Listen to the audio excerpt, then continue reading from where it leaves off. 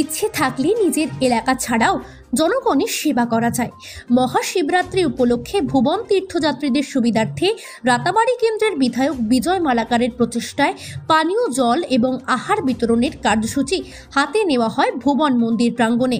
এতে সহযোগিতায় রয়েছে ভারতীয় যুব মোর্চা রামকৃষ্ণনগর মণ্ডল ও ভৈরবনগর মণ্ডল। গতকাল এবং আজ দুদিনব্যাপী চলছে তাদের এই মহৎ কার্যসূচি। প্রথম দিনে অর্থাৎ গতকাল তীর্থযাত্রীদের মধ্যে পানীয় জল ও আহার বিতরণ করা হয় এবং দ্বিতীয় দিনে অর্থাৎ আজ আহার বিতরণ করবেন যুব মোর্চা রামকৃষ্ণনগর ও ভৈরবনগর মণ্ডলের সদস্যরা। ভুবন পাহাড়ে চড়ে তীর্থযাত্রীদের পানীয় জল তথা আহারের ক্ষেত্রে কিছুটা অসুবিধার সম্মুখীন হতে হয়, সেদিকেই লক্ষ্য রেখে বিধায়ক বিজয়ের এই যথা সামান্য প্রয়াস।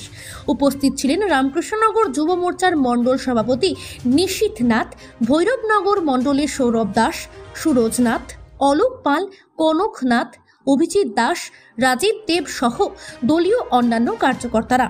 অন্যদিকে প্রতি বছরের মতো এবারও রামকৃষ্ণনগর এলাকায় বিভিন্ন শিব মন্দিরে শিব চতুর্দশী পালিত হয়। শুক্রবার ও শনিবার এই দুই দিনব্যাপী সকল শিব মন্দিরের দর্শনার্থীদের ভিড় ছিল চোখে পড়ার মতো। শুক্রবার 8টা থেকে কৃষ্ণপক্ষে শিব চতুর্দশীর শুভারম্ভ হয়, সেটা আজ শনিবার 5টা পর্যন্ত। শুক্রবার সন্ধ্যার পর থেকে এলাকার সব শিব মন্দিরে ভক্তবৃন্দরা এসে ভিড় জমান। সময় বাড়ার সাথে সাথে বাড়তে থাকে ভক্তের সংখ্যাও। এই ব্রত পালনে বেশি সংখ্যক থাকছে মহিলারা।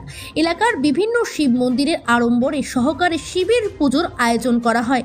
এই দুই দিন শিবলিঙ্গে জল, দুধ, দই, বেল, ফুল, বেলপাতা, ধূপ ধুনো জ্বালিয়ে ভক্তি ভরে প্রার্থনা করেন অসংখ্য ভক্তবৃন্দরা। এলাকার প্রতিজন ভক্তরা উৎসাহের সঙ্গে পুজো অর্চনায় সামিল হন শুদ্ধ দেহে, পবিত্র মনে। প্রতিটি শিব মন্দিরের সময়ের সাথে সাথে উৎসব মুখর পরিবেশ দেখা যায়। সবাই মহাদেবের মাথায় দই, দুধ, ঘি, মধু ও জল দিয়ে স্নান করান এবং বেলপাতা, ফুল হাতে নিয়ে অঞ্জলি প্রদান করেন। তারপর যার যার মনস্কামনা পূরণের উদ্দেশ্যে ভোগ প্রদান করবেন। এলাকার অগণিত যুবক যুবতীরা ও শিব চতুর্দশী উপলক্ষে মহাদেবের মাথায় জল ঢালে।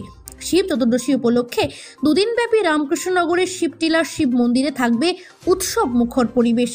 আজ দুপুরে ভক্তদের মহাপ্রসাদ নিতেও ভিড় জমে অনেক। রামকৃষ্ণনগর থেকে শ্যামল আচার্যের রিপোর্ট, নিউজ অবিকল।